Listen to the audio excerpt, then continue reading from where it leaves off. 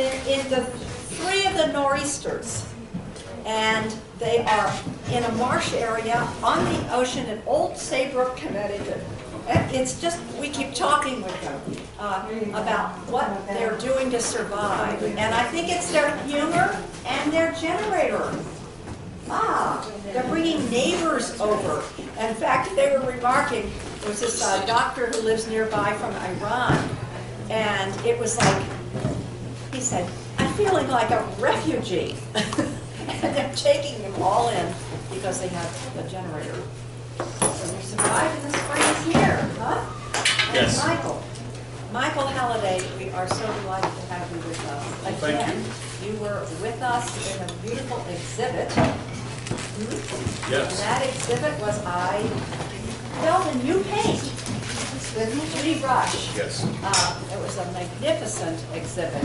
And so Michael is here with us today to share how he paints in this abstract way, starting at OSU in a more expressionistic, or evolution from expressionistic painting. Tell us about that. And you've got to project your voice there because we don't have a microphone. All right. I guess my voice is pretty good. Thank you, Ellen. I appreciate it. I'll preface my remarks by thanking Cultural Arts Center for providing the beautiful venue we had for our show in January, and for this opportunity to talk to you today. I also want to thank the Greater Columbus Arts Council, which provided me with a supply grant that enabled me to do 3 of the large paintings that were in the show. And so that's good, because they're all good things, supporting artists in the community, and I'm all for that. I majored in art in high school, and didn't really do a college prep. I was busy doing other things, that sowing wild oats and so forth, and so I didn't know I was going to college until the last minute. Fortunately, my art was good enough that I got into the art department, and it was at a time when they had to take anyone who was a citizen of the state. The good old days. They had, you got your shot for a quarter, and then if you made it, you got to stick around. If you didn't, heave ho. Now, what state was that, Michael? Ohio State. That is no longer the case, I don't believe, and no, it is no longer the case. Tuition was $125 a quarter when I was starting there, and when I left in early 70s, it was around $425. Now I would hate to ask what it is. So you had an opportunity then to work during your summers and pay for the whole year's education. And you can't do that anymore, and that's why so many students are going deeply into debt. But lest I digress, I was in the art department at Ohio State University at a very prosperous time in the art world. The abstract expressionist of New York School was still very active and popular. The pop art movement was just happening. Pop art was happening. Hard edge painting was happening. The stain painters were happening. It was just a glorious time to be an artist, and with so many varied artists and their work to be inspired by. I don't know, as I was telling Ellen earlier, in high school, I had a mentor at who worked for the Columbus Recreation Department, David Barnard. He was a painting instructor at Westgate Recreation Center, close to where I live. And he was probably the moving force in my life at that time, and focused me on really doing something with my art. And so I have, you know, I'm forever grateful to him. I've lost contact with him. I don't even know if he's still alive, but it was something that gave me a reason, you know, a purpose. It let me explore what gifts I was given and become something that I always wanted to be. The painter who most inspired me in those days was Willem de Kooning, and he probably will be one of the greatest artists of our time. The way he used paint, his subject matter, or lack of subject matter, it was just rich and very sensual, and he's a painter that I will always respect, and even into his later years with Alzheimer's, he was still doing damn good paintings. So naturally I gravitated to abstraction. It's all an abstraction really, unless you're a super realist. Even those of us who seek to represent nature or landscapes or figures, we don't do it like a camera, very few of us, and so consequently, unintentionally, we're abstracting the images we're working with. I've done a few figurative pieces, but not for years, and while I've given titles that to some of my work or series of works that allude to landscape or something that could be identified with. There's really not a strong narrative in the sense that, you know, I'm telling a story.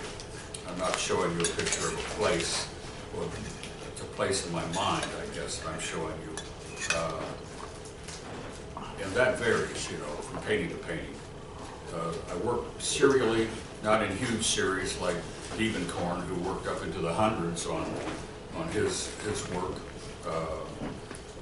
but short series of paintings kind of give you a sequential idea of what I'm thinking about or what I'm trying to express. In the show most recently here at the Cultural Center, I was working with rectangles, and some of the paintings from the Diamond series that like this one. Even pretty much from the beginnings, when I started painting again in 2010 after my wife passed, I was working with playing hard edge against Expressionist brushwork. And I think I like the tension that's created between those two ideas. I've got a tablet here. I can show you some of my paintings in the serial. We couldn't, Todd tried very hard to get us hooked up to the, but we didn't have the right cord, you know. Even technology fails sometimes because it's too smart for itself. If there were universal things, it would be much simpler. So with that example that you just gave, do you have something you could show us or pass yes, around? I'd like to hear the way you said that again, that transition. What would you like to hear? The way you spoke of that evolution, that expressionist to abstraction.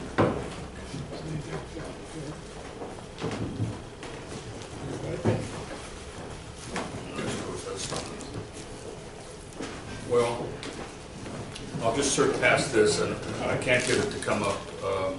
Typically, I think it knows I hate technology and just resists me. I'm definitely old school. My stepdaughter says I'm dinosaur school, so that's where I am today. I have a small phone that everybody laughs at because you know, I don't have a smartphone or an Android. I'm sure there are things I could do that I would like, but I don't feel it's a necessity, and I definitely do not want to have my face in my phone all the time. I think that's, I don't know, I think it's one of the things as a culture, our culture transitions into this technological age, art's having a hard time. At least abstract art, and I'm not just speaking for myself. Other abstract artists I know in Columbus aren't doing well. And I can't speak to other artists. Representational artists may be doing a little better because I think Columbus has more of appreciation for representational art than they do abstract art. In the 30 years I lived in California, things have improved here immensely, but it still has a ways to go. The fact that I haven't been able to sell a painting here in Columbus for 2.5 years speaks to the difficulty of abstract painters getting to work in people's homes. Most recently, on Facebook, I posted in my status, I posted abstract artist seeks female companion. I should have left out the abstract, but I didn't get one reply.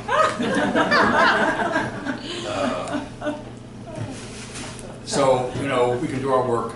It won't stop me from painting. I mean, fortunately, I have a studio at 400 West Rich Street, and they let me hang my paintings. It works for both of us. I hang my paintings throughout the building so I don't have to store them because my studio just isn't large enough to store all the work I have now. So that works out well. So I just keep making these paintings, big paintings usually. I mean, a small painting for me is of 48 by 60. Sometimes I'll do a 48 by 48, but smaller than that and I'm out of my comfort zone. Scale has always been important to me. Even when I was a freshman at Ohio State, I was doing the largest paintings in the freshman class, and I don't know, it was natural. It wasn't, you know, no one told me to do large paintings. I just felt that they meant more in scale. And I was recently, just a week and a half ago, out in California, I had the pleasure, once again, of returning to the San Francisco Museum of Modern Art.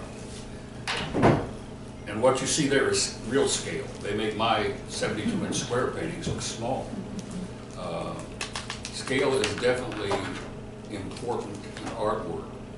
I've seen some very beautiful small paintings, little jewels. And if you can make them, more power to you. If I make a small painting, I have to think of it as a big painting as I'm making it. I can't think of it as a small painting. It has to be big in my mind and see it as a transition into a large painting. I don't do a lot of sketches, or I have in the past done some collage work or studies for paintings, but mostly I have an idea, I lay the painting out on the canvas, and I start working. And You want to use this as an example? You could refer to this model. yes, well, this from the Diamond series was a painting that I reworked just in the last month and a half. The only part left of the original painting is this little piece right over here. Everything else has changed. And I'll do that frequently. You have to make judgments as artists. You make a painting, you look at it for a while, you put it away, you get it out again, you hang it for a while, bring it back to the studio, and finally say, well,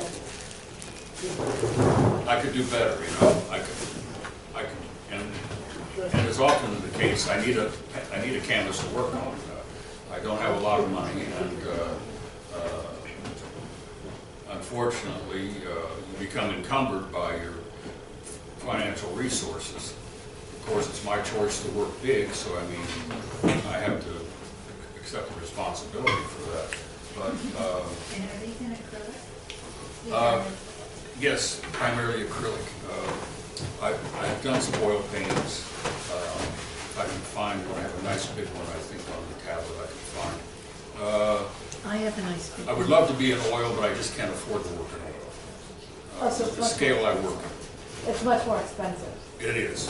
It's double the cost of acrylic, and acrylic's gotten pretty expensive too. I used to work in pure colors, now I work in studio grade colors. Occasionally, some house paint will even get in, grounds, and just trying to stretch the dollar as much as possible. So this painting I came back to, I changed it. I recentered it. Well, actually, it's not centered. That's partially because I didn't notice it wasn't centered, and partially because I decided when I did notice it that might also create a tension in someone that, you know, that would bother them that it wasn't centered, or if they would notice it at all. So I've been doing these objects, starting with probably starting with the Sentinel series. I'm taking objects like this diamond shape or the rectangle shapes that were in the show, or from the Sentinel series there were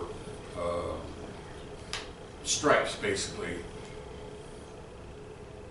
placed in a field of color, and for some reason that I really can't explain, they seemed like sentinels to me out on the periphery of some unknown world, and that they were standing there in place. So I called them the Sentinel series. So I created an object in a field of color. On my business card, if anybody wants some, I had a few left. I don't know if I brought enough for everyone here today, but they'll be there if somebody wants one. I refer to my paintings as abstract expressionist and color field paintings. So where I draw the line, I think the Sentinel series was more a series of color field paintings where the expanse of color, there was an object in an expanse of color. And this is more of an expressionistic painting. If I had eliminated or reduced the brushwork or the vibrancy of the surface as I worked it, then maybe it would be more of a color field painting too, because it would be just an object in a field. But my intention was in this painting, and I seems to be working towards maybe trying to create more depth and more interest in the surface by working it in a number of different ways, using not squeegees, but large palette knives and plaster knives and brushwork, and creating flat areas of color that, like there, up there in that corner, that also play off against the modulated areas of the brushwork.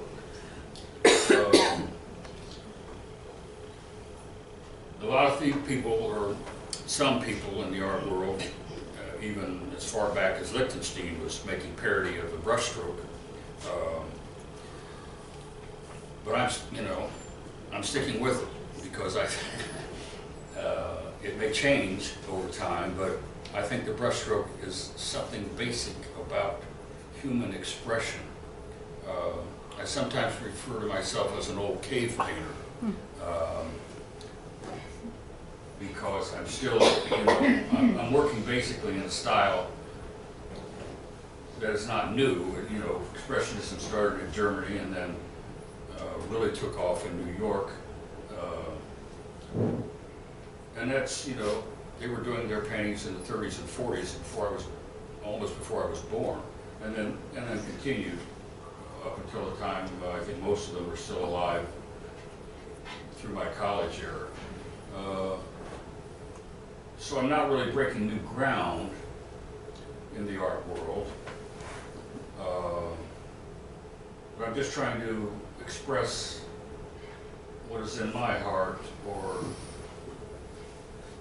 my sensibilities, my feelings about art, which are all emotional based pretty much.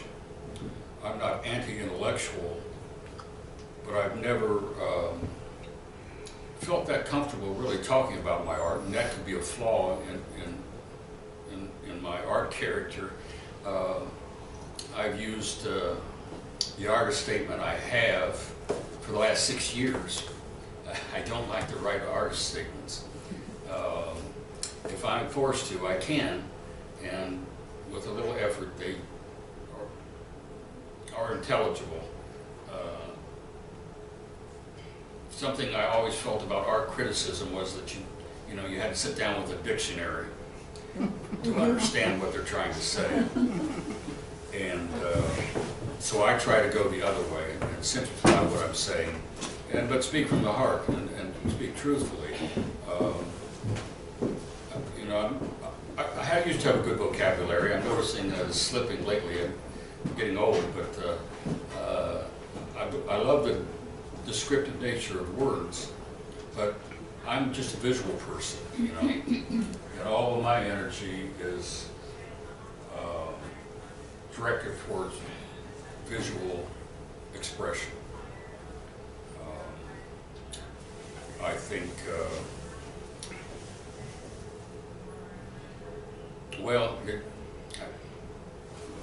there's a rock song I heard once, and I've been trying to find it on YouTube again because it was such a great song. The title of it was, "If you want to be a painter, all you have to do is paint." And that's important. It's a really simple statement, but it's true. I think if we overthink the process of painting, we lose the opportunity to be creative. Just get a bucket of paint and a 4-inch brush and make some marks, Sometimes some of the best compositions I've noticed driving around town are on buildings where people have been covering up graffiti. Who's ever doing the painting has no intention of doing anything but covering up the graffiti. But that lack of intention enables the paint. I mean, who gets credit? The guy who made the graffiti or the guy who painted over it? It's just a freedom, You're not thinking about what you're doing. You're just doing it. And I think in the doing, you allow the opportunity for, we could call them friendly accidents. Drips. I never met a drip I didn't like usually. I have painted out drips before if I didn't think they were working and where they happened to be. But as I noticed in my recent visit to San Francisco MoMA, most of the painters there, Bryce Martin, Philip Guston, I got to see. They had a retrospective of Robert Rauschenberg's work, which was fabulous. They're not so concerned, at least it's my impression, they're not so concerned with making a nice painting. They just do it. And that shows. They're not concerned about the niceties. They put the paint on. They don't worry about the edges being painted like most galleries want you to wrap your paintings. They're not worried about, they don't worry about the drips. They don't worry about anything. They just put the paint on the canvas. And I think that's when you get your best work. I overthink things too times. Sometimes I sit, William de Kooning said that. And it's hard to imagine considering how our paintings look, and I don't compare myself to de Kooning at all. Don't get me wrong there. It's like, I lost my thought there. Sometimes you sit. Pardon me? Sometimes you sit. Yes, sit, that's it. Sit longer than I paint, I spend more time looking than I do painting. Yes? Yes, I like how you did the blue on the triangle or the square. And the square, it's just kind of like it pops out. How I did the blue? Yeah, the blue, and then you got the green into that square, and you got it all into triangles. Yes. Yeah, it gives a 3D effect, and then you got the background that's in the purple, Right. and it's like it's floating, Yes, that's good. you know, and then I'm the trying to red, achieve that, so that's. then the red just seems like it kind of grounds it a little bit. Uh-huh. Yeah, like, And- it could be, yeah, like. Yeah, it seems like you took the green somewhere out from space and actually put that there. For some reason, it just gives me a certain feeling and emotion to the painting. Right, yeah, I agree with what you're saying there. You're creating levels, you know, which is the, is the purple, the ground, or is the red the ground, and there's just some purple over it. So if you try to create a little, a guessing game, try to create interest. I think it's a lot more interesting that it's not perfectly centered. No. Yes. I like it. Oh, you like it off-centered, yes. Yeah. I was going to call it off-centered, and then I decided to call it purple haze. Difference to Jimmy Hatters. But, So what were you feeling when you actually painted that? When you're talking about abstract expressionist, usually you're feeling something or want to express something. Is it a feeling usually, an emotion, or a message of some sort? it's really hard to define moment by moment. I've noticed lately some of my paintings are a little more or less less primary color. Maybe I did put some red in this one right at the last minute because I thought it needed a boost. But I don't enter into the painting. I mean, I have a mood probably happening, you know. Some of my paintings are more somber. They never sell. You have to go with what you're feeling, and you know, I don't always sit down and say, well, how do I feel today? What kind of painting should I make? I just paint, and whatever emotion I'm feeling will come out in the colors I choose or the marks I make, or maybe not. You know, I mean, it's hit and miss sometimes. But please.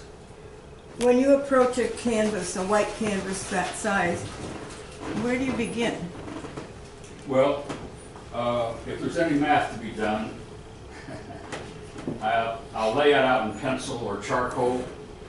Like I get my measurements, I do measure. How this became off-centered, I really don't know. If I measure something twice, I can still measure it wrong. It's part of my math block, I think. But so I'll lay this out in pencil. I don't know.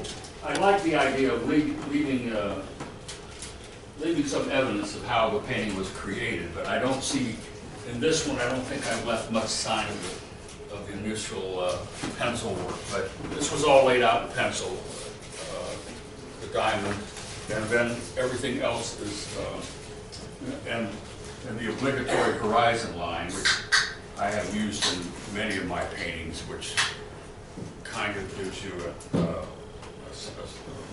sense of something to identify with, whether you recognize it as a horizon line or not. But the horizon line is kind of like the beginning and the end. You know, it's something you know, that's the way I think of it anyway. Did that answer your question at all? Okay. Thank you. Michael, Susan has a question. Hello. Yeah, I read an article in Artsy magazine about how important art is in healthcare environments. Uh-huh. Have you ever tried to promote your art to hospitals or healthcare settings? No, I haven't. This would be perfect. I was hoping the gallery I was with would do that, but that hasn't happened. All right, well, I have another question for you. Many artists are kind of quiet and more introverted than extroverted, Right. and they sometimes team with somebody else who's more extroverted. For example, I am extroverted, so I am helping 3 other artists to get into jury shows and to exhibits. So you might consider finding somebody Right. who likes to do that. Yes. It sounds like you may not like to do it, No, I don't like to do it. but you need somebody else. You It's held me need a back, I know, pair. in terms of making a success of Yeah, my you art. need a team because you are the artist. And by the way, off-center is often much better than on-center. Yes. Because if it's on-center, your eye goes there and goes plop, and then it doesn't go anyplace else. Right. So you're familiar with the golden triangle Yes. and all of those things, and Yes. the nautilus, Right. you know, not centered. So you're perfect. And stop berating yourself, by the way. Well, I have that tendency to, Well, get over it.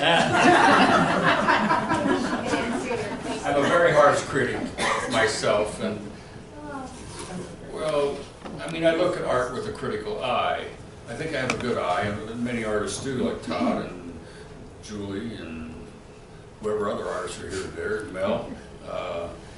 You look at things with your own eye, and I like art of all kinds. I mean, I paint abstract, but I like figurative painters. Eric Fischl is a wonderful painter.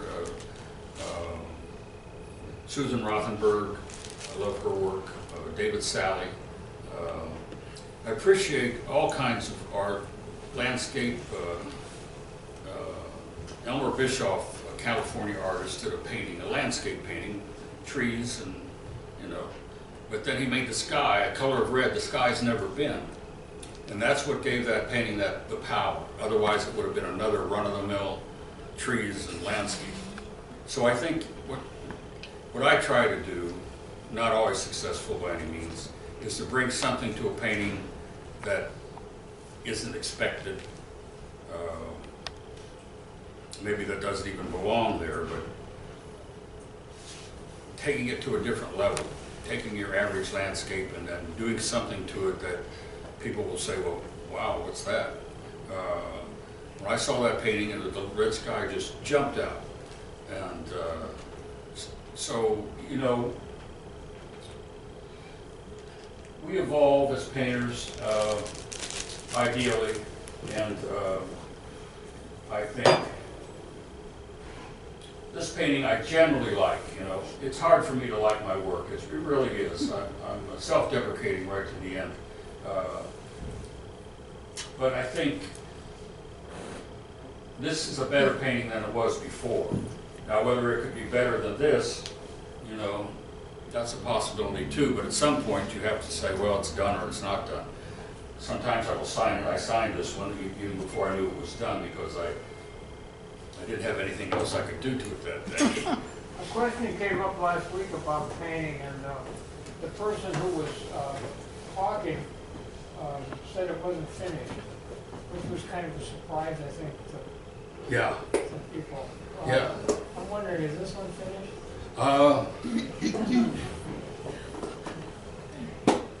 I'm thinking it probably is, but in time it may not be, you know what I mean? Pinkham Ryder worked on his for 40 years, didn't he? Pardon me?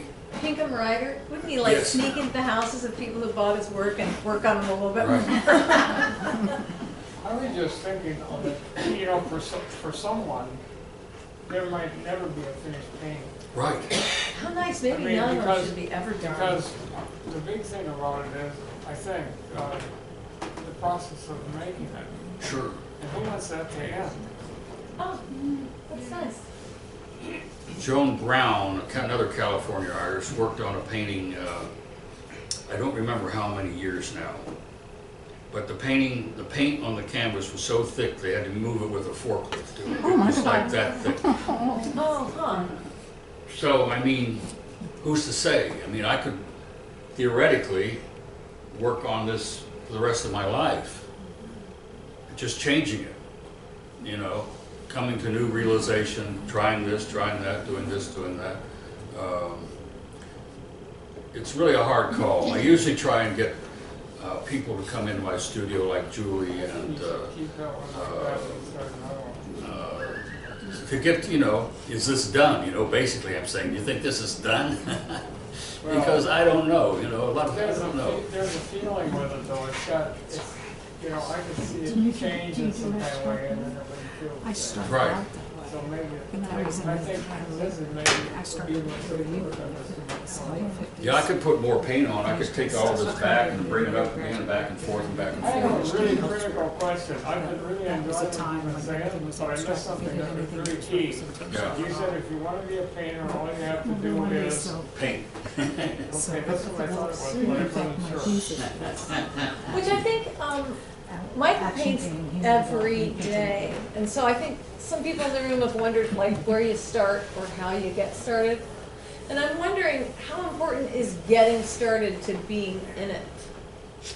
Is the starting point so important to you, or is the ethic of working and getting paint on the canvas the first step, but what becomes important are not the emotions you might have had before you started the painting, but the ones you are living while you're making it? Right, that's true. So the starting point isn't really important, but what goes on in the action of committing to it. It's true. Milton Resnick, a painter of the same period of de Kooning, and a pretty good painter in his own right, he would always try and leave after a place to start the next day in his painting. And that's a good, I try and do that too. It's a good thing because you can sometimes, and I've had days when I've come in and never touched the brush. I just stared at it for 3 or 4 hours and left. You need an access point, some point that just gets you started, As they say, motivation follows action. And I always thought that was a very good plan. He wouldn't work on a painting if he didn't have a reason to do something. I mean, so you can push paint around, but the results may not be what you want if you don't have some kind of intention. The automatists might disagree. They just did automatic painting, and there's something to be said for that too, but I don't know how many automatic paintings you would have to make to come up with one you like. But, I think the work ethic that Julie mentioned is very important.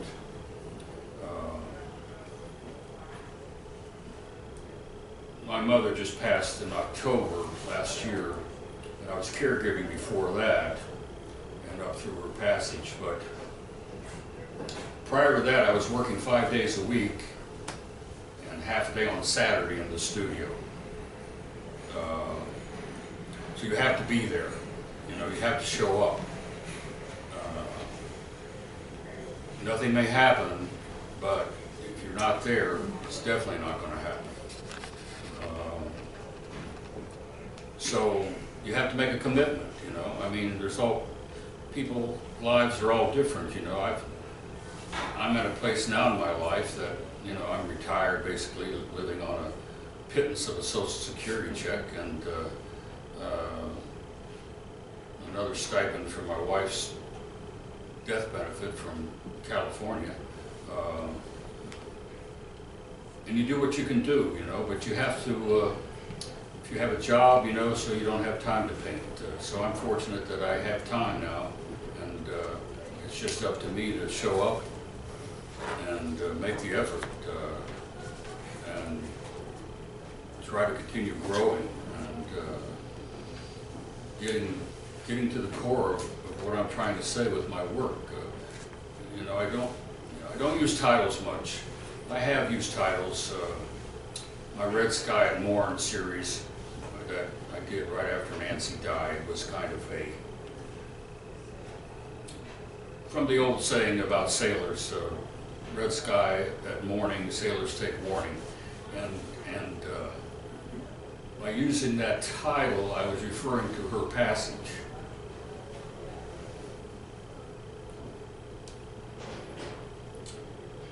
Which is sticky territory for me to go to. I've used other titles, Quantum Field, I don't know where the tablet is now, but there's a painting there with the little blips, a white field that was quantum field, white wedding. Oh, it's tablets back. Yeah.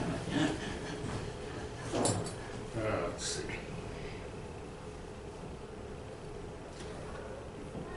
My stepson got me this, and I was just out there with him, and he tried to educate me again. How accessible is the space in 400 where all your work is? Because Michael has a lot of paintings in a kind of public venue. Can anyone walk in and? No, but if you contact me, there's contact It's information really on my nice ways to website. see his work.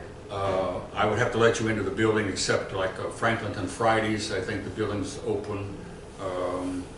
And then there are other occasions, not often, when there are open studios and they invite the public in. And the one in the Hilton, Pardon me? the one in the Hilton, Yes, oh, right, yes, thank you. Let's see if I can find that painting. There's one at the Hilton and there's one in the convention center. Wow. It's no wonder I don't like technology. It just doesn't work.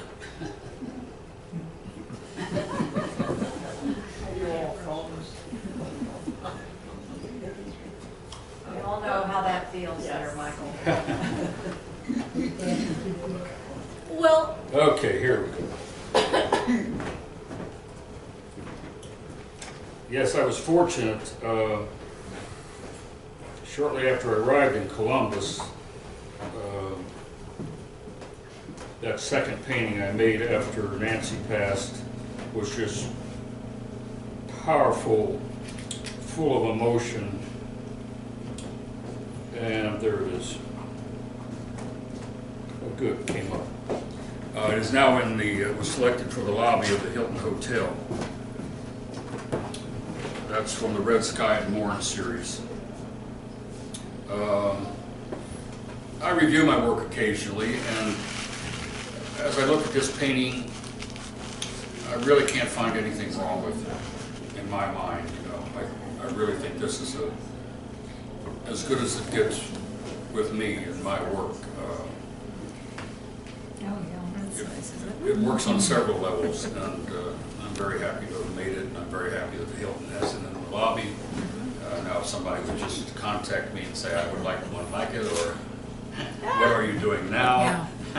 Maybe the energy of that is causing Hilton to escalate, to read. Aha. Yes. Quite a complex. It's going to be built with the Hilton downtown Columbus. Oh, is that right? Yeah. Any other questions? When you paint, do you paint in silence? Do you listen to radio or music? Oh, yes, I'm glad you brought that up. I've gotten in trouble, not anymore, because my studio is situated now where I'm virtually isolated. Or you can't do any harm. I crank up old rock and roll, mostly Rolling Stones, Led Zeppelin, Pink Floyd. And I raise the volume loud, very loud, and that it gets my juices flowing. I think there is a relationship between the music, the kinesthetic, that, you know, I'll be dancing around and I'll approach the canvas and do this, and I'll come back, and you know, it's a dance between me and the canvas, and the music is really critical often to my work. I mean, it just. See, you need to get your nephew or whoever bought you the technology there to videotape you doing that and have a YouTube of you painting. That's how you start to market yourself. And then you're showing your paintings, you're showing your methods, and you're showing fun. That's what people like, and Yeah. that's what's going to help you to sell paintings. I have a different perspective on that. I'm also an artist, I post stuff, and I'm an artist who likes to look at stuff on my phone. The problem with this device, and I have a lot of young people friends who are Instagram posters, faithful ones, such that they know that if you post on Thursday afternoon between 2 and 4, you're going to get the most likes. However, what they end up doing is selling facsimiles of their work. They'll make postcards or stickers or magnets. And this device is very handy, but it also satisfies that seduction need we have to have our eyes occupied and more than occupied, jazzed. And you can sort of take care of that need with this thing. And I think that's a problem. I think you need to look at the physical thing. Because you can look at Michael's work on that tablet and it's beautiful. There is no relationship really to what you're seeing on that beautiful painting and witnessing that thing at the Hilton. It's breathtaking. But it's true for a lot of artists. And as the public, we mourn whether or not they're buying things. Maybe they don't need to anymore. They can just get their little visual fix from the phone, and I worry that we've kind of taken something from artists, while at the same time expecting them to post faithfully so that you get your little fix every day. Because I have artists who would never, friends who would never not post, lest they become irrelevant. Well, you're only relevant to people who want to buy postcards of your work. So I don't know that I think that's a valuable relevance. I think we've dampened our motivations a little bit. Does anyone else feel like that? But you don't think that watching somebody in motion, having fun, they may not have ever heard of him before, and watching that. Gonna make them seek him out, or just watch it 1,000 times on your phone? Well, there is the aspect of, yes, looking at a work of art in person is obviously much better than looking at it on a small screen or even a big screen, your computer screen, any of that. But I follow on Instagram a lot, but I follow artists who I would never be able to see in real life. I follow artists from across the world who I'm not going to Moscow to go see one of their show openings. It's opening whole new worlds and showing me what's out there, showing me the levels that are out there, that the things that bring me joy. And yes, I would love to see these works in person, but I think that both things are. Somebody in Columbus, I would like to seek them out. Because that social media thing, maybe I didn't know who they were, then you say, oh, and then you take that extra step. You can't rely on that fix. And I understand, it's totally true. That fix is there. Of like, I post, and you're just like, wait, it's that feeling of hoping it gets out there. But it opens new worlds to the whole art community of the whole world. And I think it's just such a great thing. So the awareness of someone in Moscow is enough. Yeah, seeing their work and seeing like, wow, I'd really like to try to see what they're doing. In and how years they're past, it. collecting or making that available to the public to see would have been what we sought. Now we don't need to do that. We can just look at it here. Right. May I add a comment here? You're also touching on the issue of protecting our art from being copyrighted, from being copied. And I post, my art is on my website. Every image is protected. So if you click on it, you can't copy it. What goes on my Facebook page might be a portion of the art. I'll take the photo, take a piece of it, put it on the Facebook page. So it's not the whole thing. And that's what goes on. And then it's a lead to click onto the website. There are two things. Number one, you want to protect your art, right? Number two, you want to get people to look at it. So social media is one way to get them there, is to lure them with something. For you, for our great presenter, I think what people would be interested in is how he develops his art. So how he starts it and goes through several stages and maybe give a glimpse of the finished thing. But that's what people love to see. How did you do it? Maybe. I have a friend who makes a painting a day, and he is so thrilled when he sells 25 postcards of it through Instagram. Well, you shouldn't be doing 25 a day. I think technology is great with Instagrams and everything like that, but for promoting, for marketing, a podcast would be better than just an Instagram. Yeah. A podcast.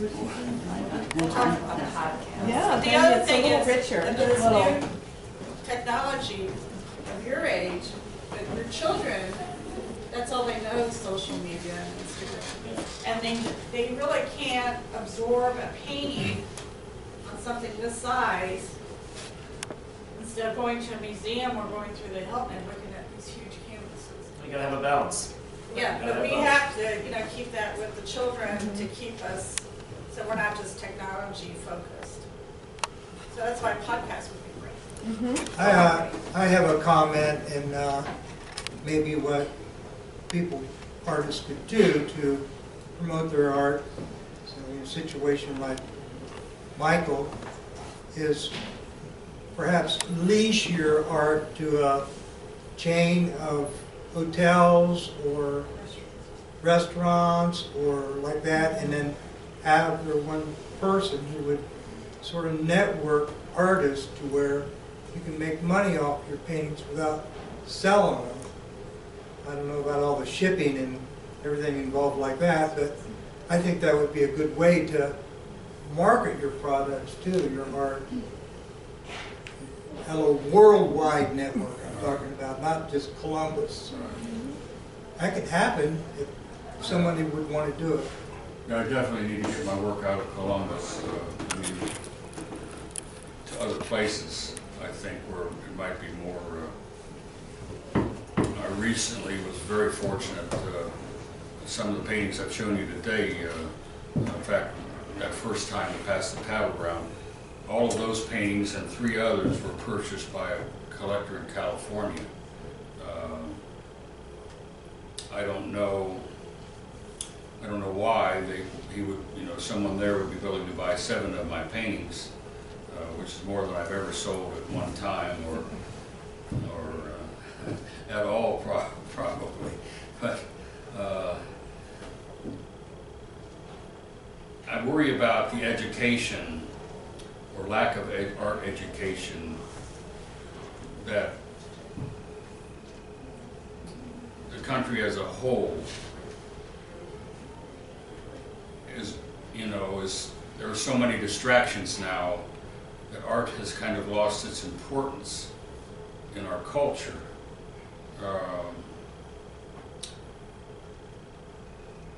When the Impressionists first showed their work in Paris, there were riots in the streets.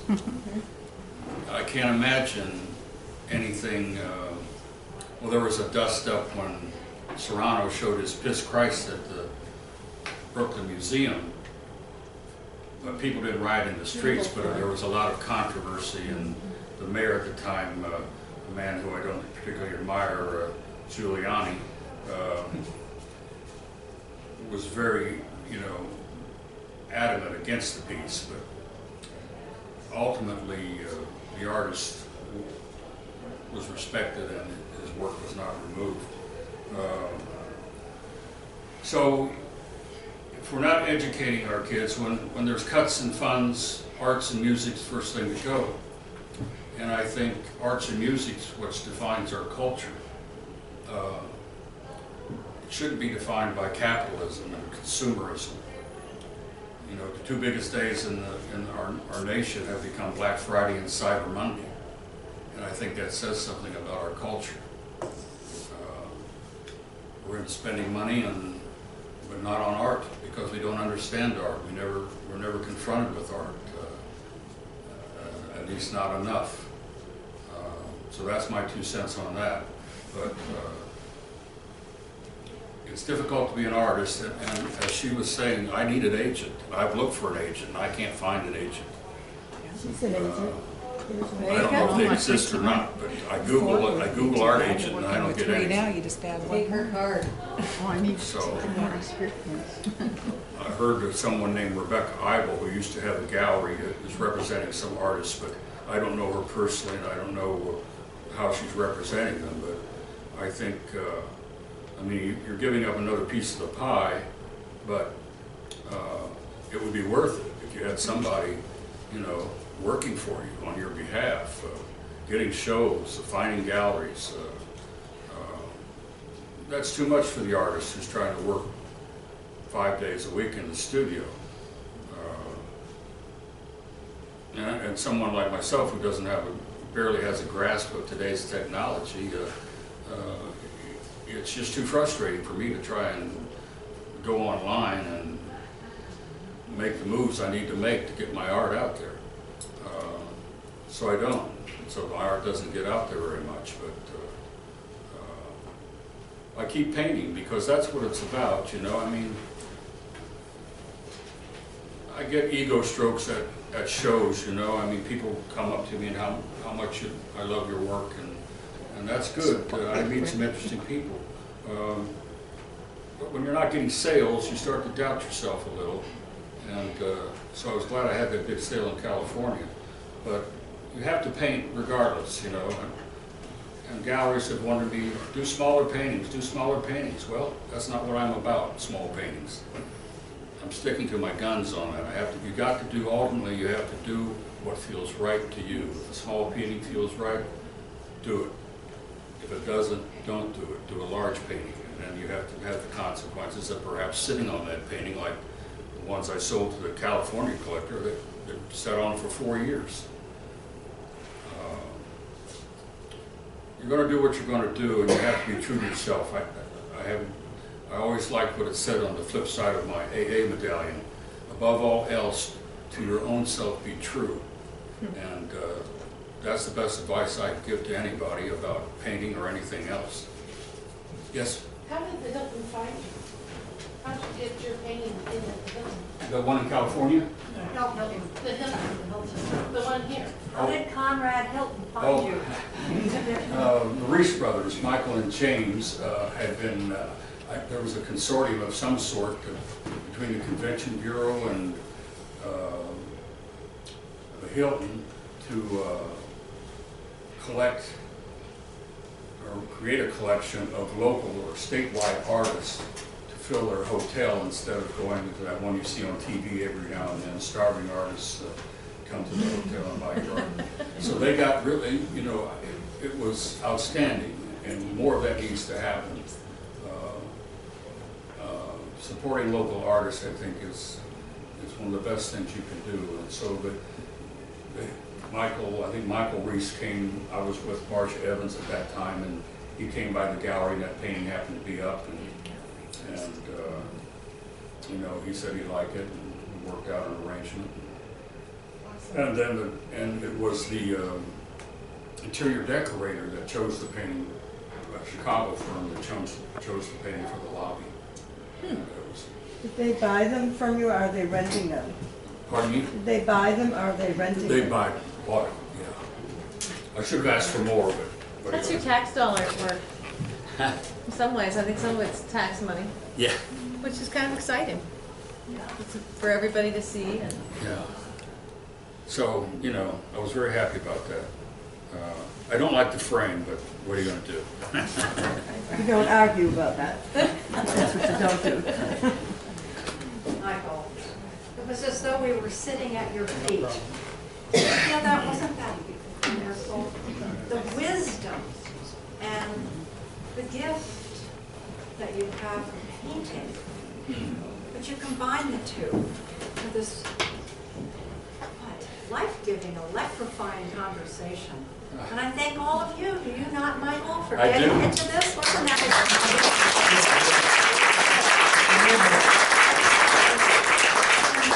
my own self be true, continue it. Right. And I was thinking how challenging it was as I was looking at the picture, thinking there's something in me, but you call me beyond myself, that would like to have a little more of that red underneath. I never really did want it to be totally centered, but what's important is what you did for me. Thank you. Thank you. Thank you. Another round of applause. You always something bigger. And up.